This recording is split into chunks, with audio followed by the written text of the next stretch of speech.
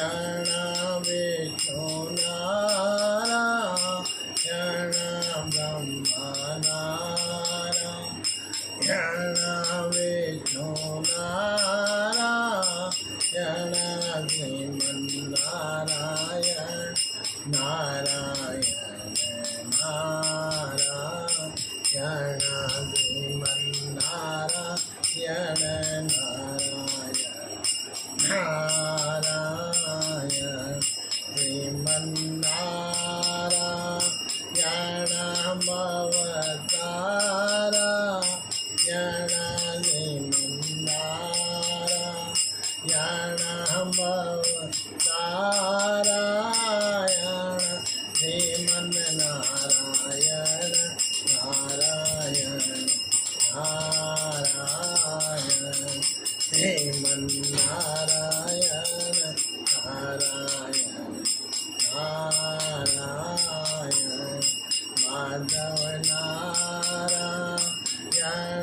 केशव नारायण माधव नारायण केशव नारायण श्रीमन्नारायण नारायण नारायण श्रीमन्नारायण नारायण नारायण। बोलिए नारायण भगवान की जय। बोलिए श्री कृष्ण भगवान की जय। बोलिए सतगुरुदेव की जय।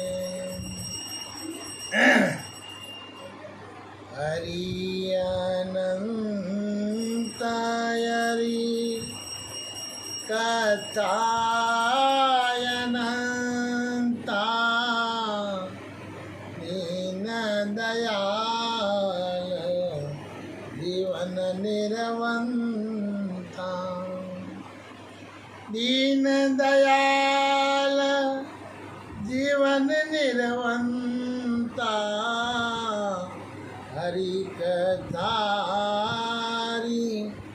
अनंत हरि कथायनंता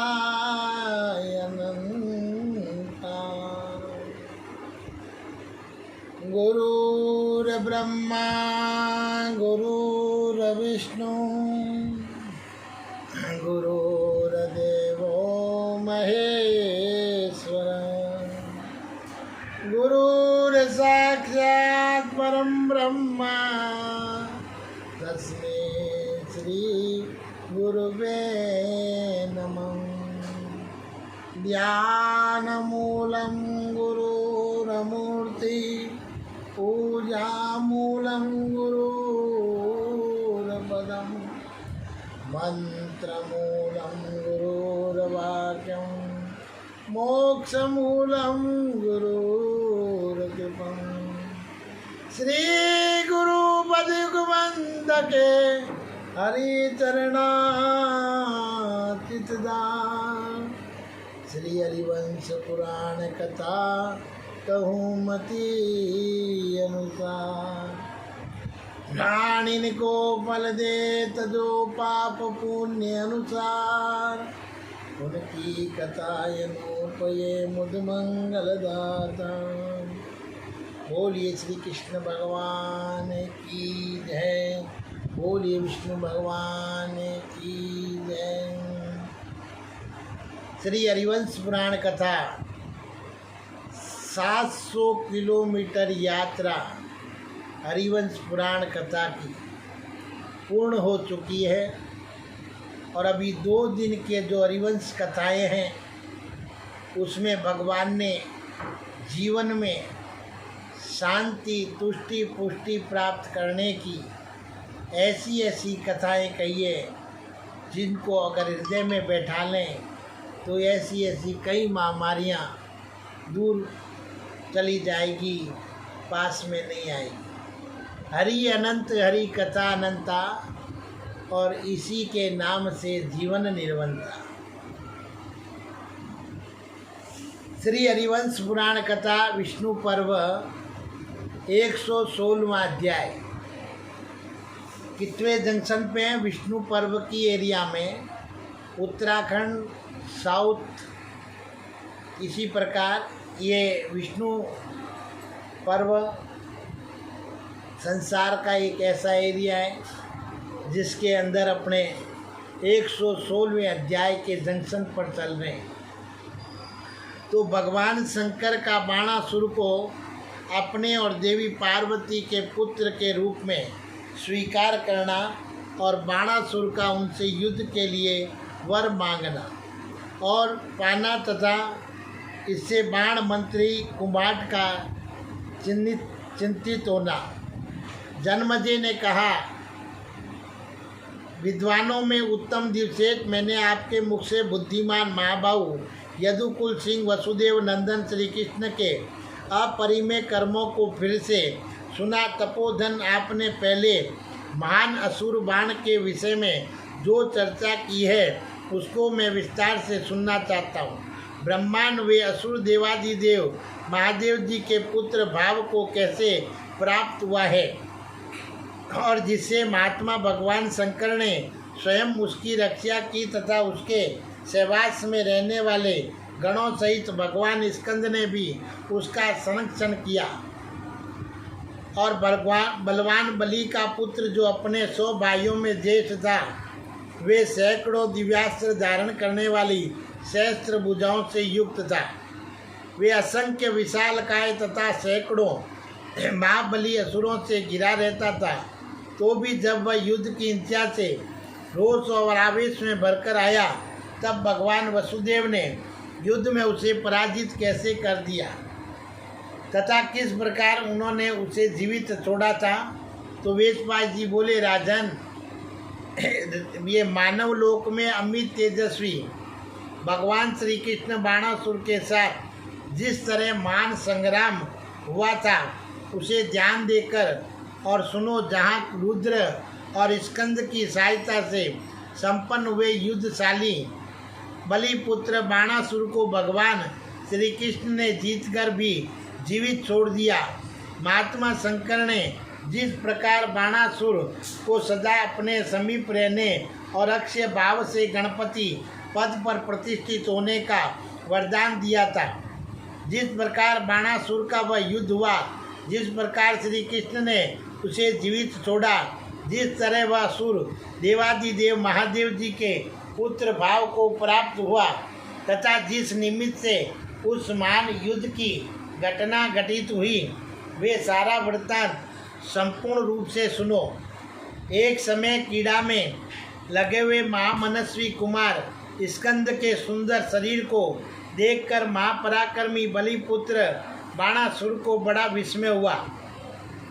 उस समय उसके मन में रुद्रदेव की आराधना के लिए अत्यंत दुष्कर तपस्या करने का विचार उत्पन्न हुआ और उस तप का उद्देश्य यही था कि मैं किसी प्रकार महादेव जी का पुत्र हो जाऊं।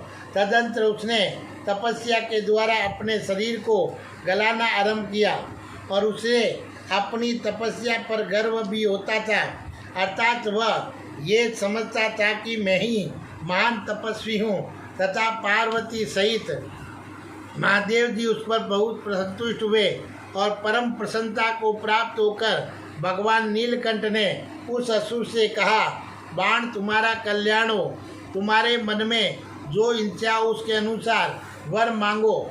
तब अब उसके अनुसार वर मांगे। तब बाण ने देवादिदेव महेश्वर से कहा कि त्रिलोचन में आपका दिया हुआ देवी पार्वती का पुत्रत्व चाहता हूँ। तब भगवान शंकर ने तथास्तु कहकर देवी रुद्राणी ने इस प्रकार कहा कि देवी तुम इस पुत्र के रूप में स्वीकार करो।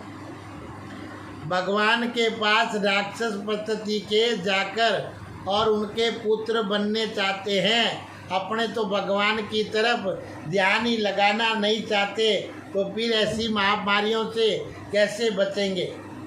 तो इनसे बचने के लिए भगवान तो अपने हैं, लेकिन राक्षस लोग भगवान के होने जा रहे हैं। तो इस प्रकार भगवान के राक्षस लोग हो जाएंगे और फिर अपने देवलोकों में जो भगवान के नज़दीक है, जिनको विश्वास है वो भगवान के पास रह जाएंगे, क्योंकि आजकल इंसान का अहंकार इंसान को खा जा रहा है। तो देवी तुम इसे पुत्र के रूप में स्वीकार करो। ये कार्तिकेय का छोटा भाई होगा। जहाँ रुधिरपुर में अग्नि कुमार महासेन का प्रादुर्भाव होगा, उस स्थान पर उसकी राजधानी होगी, इसमें संशय नहीं है। वह उत्तम नगर शोणितपुर के नाम से विख्यात होगा। मेरे द्वारा सुरक्षित हुए इस तेजस्वी बाणासुर का वेग कोई नहीं सह सकेगा। तदंतर शोणितपुर में निवास करता हुआ बाण सदा अपने राज्य का शासन करने लगा। वे संपूर्ण देवताओं को शोभ में डाले रहता था। और इसके बाद सहस्त्रबाहु बाणासुर अपने बल पराक्रम के मद से उन्मत्त होकर देवताओं को कुछ भी न समझकर सदा सबके साथ युद्ध की आकांक्षा रखने लगा। और बाणासुर पर प्रसन्न हुए कुमार कार्तिकेय ने उसे अग्नि के तुल्य तेजस्वी ध्वज तथा तेज से प्रकाशित मयूरवान रूप में प्रदान किया है।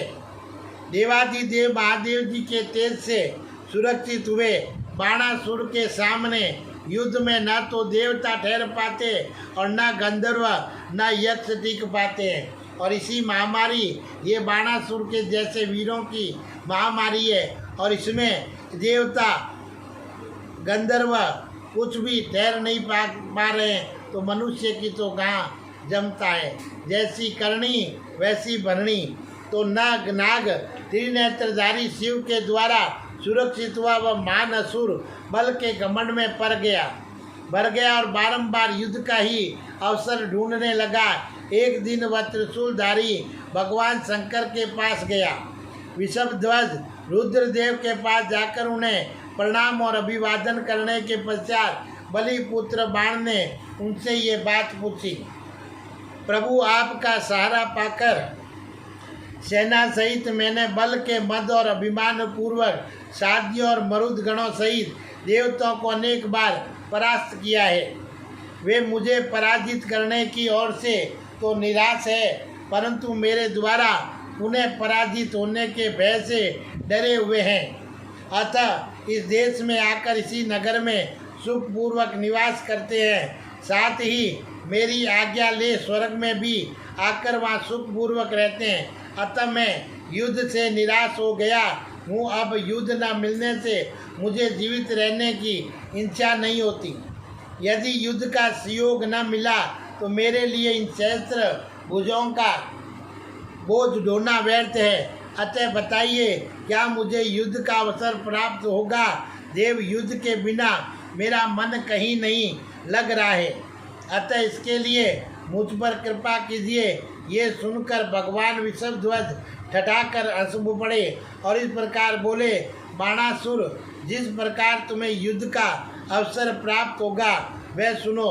तात अपने स्थान पर स्थापित हुआ तुम्हारा ये ध्वज जब खंडित होकर गिर जाएगा तब तुम्हें युद्ध प्राप्त होगा।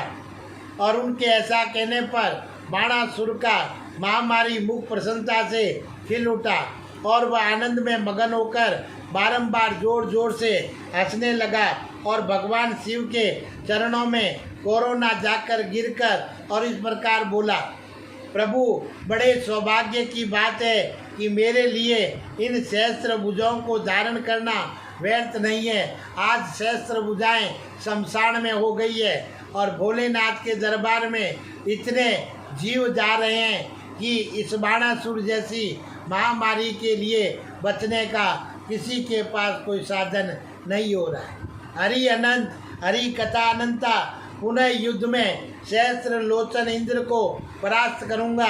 देखो, इंद्र को परास्त के लिए तक पहुँच रहे हैं। और ऐसा कहकर शत्रु मदन बाण आनंदाश्रुओं से परिपूर्ण नेत्रों तथा 5 अंजलियों द्वारा महादेव जी की पूजा करता हुआ पुनः पृथ्वी पर उसके चरणों में पड़ गया।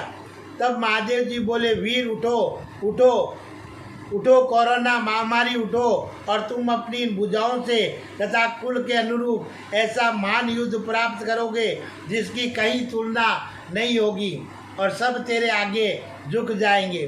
तो वेशपाश जी कहते हैं, राजन, महात्मा त्र्यंबकम के ऐसे कहने पर हर्ष से उत्फुल्ल हुए बाणासुर कोरोना ने भगवान वृषभध्वज को शीघ्र नमस्कार किया। तदंतर भगवान नीलकंठ से विदा लेकर और शत्रु नगरी पर विजय पाने के लिए बाणासुर कोरोना अपने घर को आ गया और जहाँ विशाल ध्वज गिर बना हुआ था, ग्रह बना हुआ था, वहाँ बैठकर हंसते हुए बाण से अपने मंत्री कुमार से इस प्रकार कहा, मंत्री प्रवर महामारी को बोल रहे, मैं तुम्हें प्रिय समाचार निवेदन करूंगा जो तुम्हारे मन को अभीष्ट है। उनका ऐसा कथन सुनकर और हंसते हुए कुमार महामारी ने युद्ध में अनुपम वीरता प्रकट करने वाले बाणासुर कोरोना से कहा, राजन, ये क्या बात है? आप मेरे किस प्रिय समाचार को बताना चाहते हैं? तो आपके नेत्र आश्चर्य से खिल उठे हैं। आप अत्यंत हर्ष से प्रेरित होकर बोल रहे हैं। मैं ये आपके मुख से सुनना चाहता हूँ कि आपके देवादिदेव महादेव जी की कृपा और महात्मा स्कंद के प्रसाद से कौन सा वर प्राप्त किया है। तो मान असुर को कोरोना, आपने भगवान श्री नीलकंठ के कृपा प्रसाद और स्वामी स्कंद के संरक्षण द्वारा कौन सा अभीष्ट वर प्राप्त किया है, वे मुझे बताइए। क्या भगवान शूलपाणि ने आपको तीनों लोकों का राज्य दे दिया है? तो कोरोना बोला, देवराज इंद्र, आपके भय से पाताल लोक को चले जाएंगे। इंसान जा रहे हैं पाताल में इस महाकोरोना बाणासुर कोरोना से। क्या देवराज इंद्र आपके भय से पाताल लोक को चले जाएंगे? क्या अदिति के पुत्र अब भगवान विष्णु का भय त्याग देंगे? क्या आपके बल का सहारा लेकर बड़े बड़े असुर पाताल का निवास छोड़कर स्वर्ग लोक में वास करेंगे? राजन, क्या आपके पिता राजा बलि, जो विष्णु के पराक्रम से अभिभूत हो पाताल में बंधे हुए समुद्र की जल राशि से बाहर निकलकर पुण्य त्रिलोकी का राज्य कोरोना को प्राप्त हो रहा है? तात, क्या हम लोग तुम्हारे पिता विरोचन कुमार बलि को पुनः दिव्य बाला, दिव्य वस्त्र, दिव्य पुष्पों के हार और दिव्य गंध तथा दिव्य अनुलेपन धारण किए देखेंगे? तो प्रभु, पहले विष्णु के 3 पगों द्वारा जो हर लिए गए थे, उन्हीं इन तीनों लोकों को क्या हम पुनः समस्त देवताओं को पराजित करके लौटा पाएंगे कोरोना से? तो जिनकी वाणी का घोष मेघ गर्जना के समान स्कंद एवं गंभीर है तथा जिनके आगे उनका शंखनाद वेग पूर्वक चलता है, उन युद्ध विजयी नारायण देव को क्या हम लोग जीत सकेंगे? तात, क्या भगवान वृषभध्वज आपके प्रति कृपा करने के लिए प्रसन्न मुख हुए हैं? बाणासुर कोरोना ने आज इस धरती पर इतना प्रचंड मचाया है कि भगवान के मंदिर चकाचक बंद होने जा रहे हैं, क्योंकि हरि कथा अनंता का प्रभाव नहीं चल रहा है, क्योंकि कोई ये कथाएं सुनना ही नहीं चाहता है। अणुति कथाओं में ध्यान देते हैं और सवेरे सूर्य उदय के बाद में उठते हैं और फिर भगवान का पूजन करते हैं। अरे, सिर से तो सूर्य निकल गया, अब किसकी पूजा कर रहा है? आपके हृदय में जैसा कंप हो रहा है और नेत्रों से जिस प्रकार आनंद के आंसू झर रहे हैं, उनको देखते हुए पूर्वोक्त बातों का ही अनुमान होता है। क्या भगवान शिव के संतोष और कार्तिकेय की संपत्ति से आपने हम सब लोगों के लिए राज्य संपत्ति प्राप्त की है? सबके व्यापार बंद हो गए हैं और बाणासुर के साथी जो शमशान के निवासी, उनको आज अन्न धन लक्ष्मी के भंडार भरे जा रहे हैं। वो जितने मांगते हैं उनको उतना देकर और इस माटी के पुतले को माटी में समा जा रहे हैं।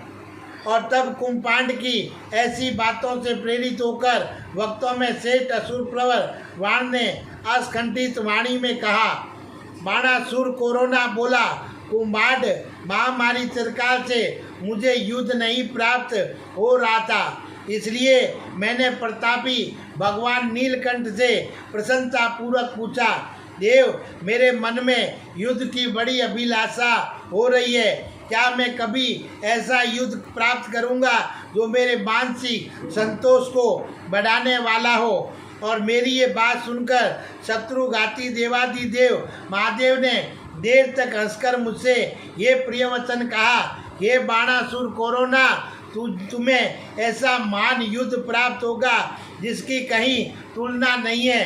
और नीति नंदन असुर, जब तुम्हारा मयूर ध्वज टूटकर गिर जाएगा और तुम्हारी तृप्ति हो जाएगी, तुम्हें महान युद्ध का अवसर प्राप्त होगा।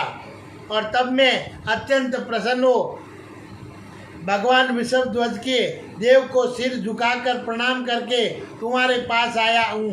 तो बाणासुर कोरोना के ऐसा कहने पर कुमार महामारी ने उस असुर राज से कहा, ओ राजन, आप जो ऐसी बात कह रहे हैं इसका परिणाम अच्छा नहीं है। वे दोनों वहाँ आपस में ऐसी बातें कर रहे थे कि इतने में ही बाणासुर का ऊंचा ध्वज इंद्र के वज्र से हाथ वो बड़े वेग से गिर पड़ा और अपने उस उत्तम ध्वज को टूटकर गिरा हुआ देख बाणासुर कोरोना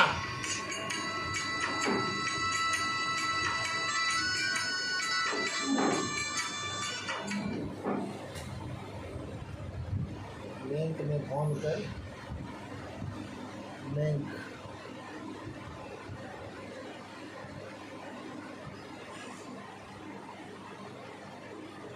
बैंक ने फोन कर।